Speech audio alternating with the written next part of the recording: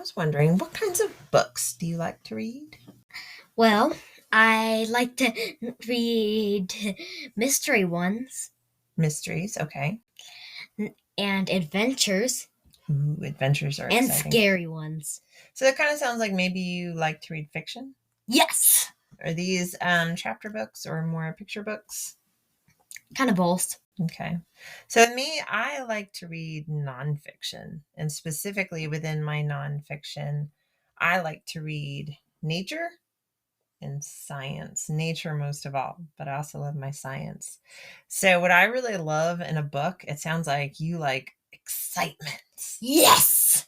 Yes, a little bit of thrill to it. For me, what I like in a book is a book that makes me think, makes me want to learn more about something, or a book that challenges my assumptions. Do you know what assumptions are? No. I would say assumptions are kind of like they're similar to guesses, and they're similar in a way to opinions. They're kind of like opinions that you form without a whole lot of information. So, for example, you might wake up one day and look out the window and go, ugh, look at it. It's going to rain today. Because you're looking outside and just seeing that it's gray. And you're going, okay, it's going to rain. That's an assumption. You didn't take a whole lot of thought about it, right? But then what if you look at the weather forecast and it says 0% chance of rain today? Well, then you have your assumptions challenged. You go, I really thought it was going to rain. Let me think about this a little bit harder. And so then you might go, well, come to think of it, it rained yesterday. So if the ground's really damp and then the sun comes out, what happens? It'll evaporate. Right. And so sometimes that can make like some fog and mist in the morning, right? And that might make it seem like it's really overcast and we can think at first, oh, it's going to rain, but actually it's just the burn off. And if you give it an hour or so, you're going to have a beautiful day, right? See, I like books that make me think and challenge my assumptions. For instance, do you remember when I read Superfly a year or two ago? You have something, you take a look at it, maybe a bee or a flower petal, something like that. You look at it and you get one impression, but if you stick it under the microscope, all of a sudden you see all this detail that you couldn't appreciate before, right? Mm-hmm. So I like books that do that. They put something under a microscope and make me see a whole new side of it, make me think about it a whole other way. So right now I've been reading a few different books, and now I've got you doing it too, right? About crows and ravens.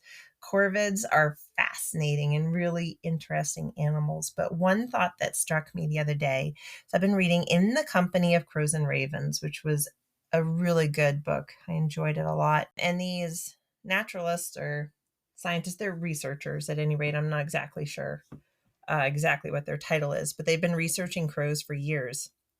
So obviously they're very invested in their topic. They care a lot about it. And yet at the same time, near the end of the book, they're starting to get into the topic of crow management. Because over time, crows have done things like plunder cornfields and whatnot that don't always have them on everybody's happy list, right? Mm-hmm. Crows are also so incredibly smart and adaptable that they thrive beside us. Not all species of them. Certain species thrive, and in fact, to the detriment of other crow species, and just plain to the detriment of other animal species. So the question is, because of the fact we are helping a species to thrive, and then a species is making it hard for others, is it then our responsibility to control them? No. That was really. a very quick answer. Well, maybe. This falls under what I would say is a philosophical question. And there may not really be a great answer. With a philosophical question, that's one where rather than jump to a side in a hurry, we need to really challenge our assumptions. And it's a great thing to have a conversation about and think about all the different angles.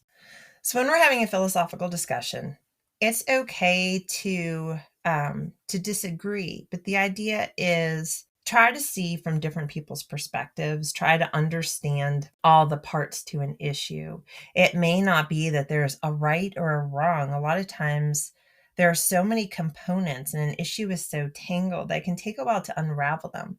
So don't be afraid to really look closely at it and consider a bunch of possibilities. Because here we could say, like there's this old phrase about being the judge, the jury, and the executioner. Have you heard that phrase? Mm-mm. Essentially, that means someone who's trying to play all the roles, where we're presiding over something, we're also voting on it, and then we're also enacting the sentence, so to speak. So, can it be that we can evaluate this crow thing? I hate to call it an issue. I was going to call it an issue. I'm not sure that's the right word. So, crow thing is the official term here. But we can look at it, evaluate it, live side by side with it, learn about them. But then also we decide we have the right to control them. So then if we're talking about species that thrive, what's another species that really, really thrives on this planet? Mice? They do too. And they also thrive next to us. Rodents are definitely one that thrive next to us. But I was going to go simpler than that. Us? Oh, yeah. We are a species that thrives. So if we start to look at animals like rodents, we could also say insects, even flies I was talking about. They thrive on our garbage, don't they? Flies thrive near us. I'm sure we help a bunch of ants flourish.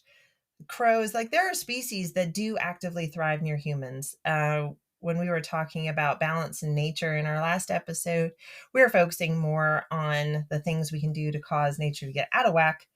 We can also help nature thrive, but then that makes its own kind of out of whack, right? Yeah. So a good question to roll around is, are we here to manage other species? Is our role that of caretaker, where we get to decide how many of each species there should be? Or is that not something we should be allowed to do? Should we just let nature take its course as it is, and we're just a factor within it, but we don't get to make all the decisions?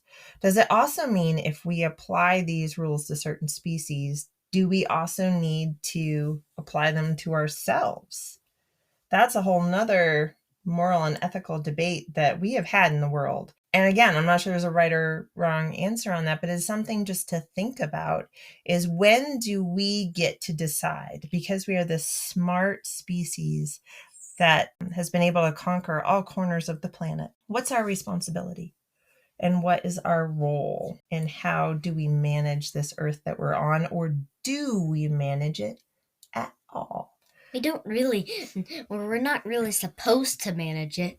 I mean, we're supposed to thrive on other animals, like other animals do on more animals, but I'm not really sure if we're supposed to control them.